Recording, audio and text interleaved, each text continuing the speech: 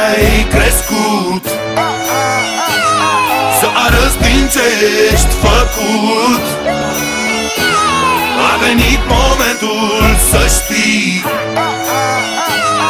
oare cât de tare poți fi. Hai, arată că poți, lasă-i mască pe toți și lovește-să leșine pe coți. Trimite-i la casat ca pe niște raple la remat, să înțeleagă că au intrat pe teren minat. Ai talent, trebuie să porți coroana, știu drumul e lung ca Pan-Americana.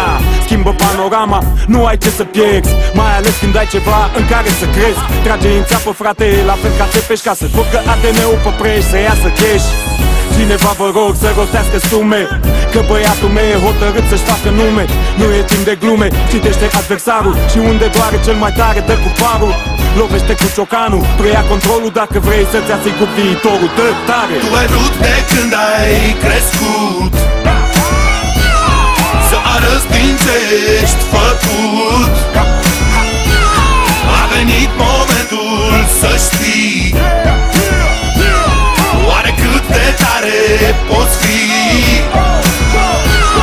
Poți să lupți și să pierzi sau să pierzi oricum, așa că dă-le să sară, dă-le să sară. Dă-le noapte de Arad și beton de București, dă-le să sară, dă-le să sară. Dă perversă de Craiova serios, ca în Moldova, ca să știe tot ce și cine este la prova. Și faci tot ce faci să faci și să faci bine, nu te dai în spate nici cu glonț după tine.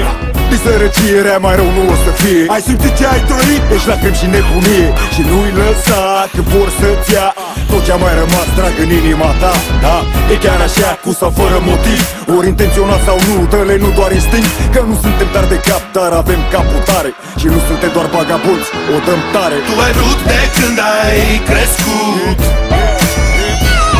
să arăți din ce ești făcut. A venit momentul să știi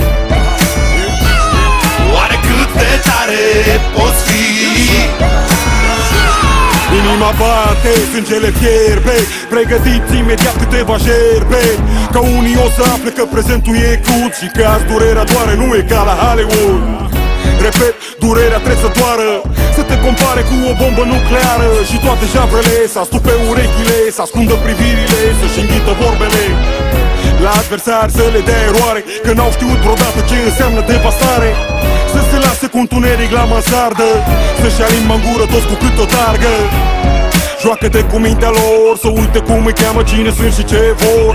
Toacă-i mărunt, mic de tot, compot, fă-le cea mai tare groapă, tare, tare de tot. Tu ai vrut de când ai crescut, să arăți din ce ești făcut.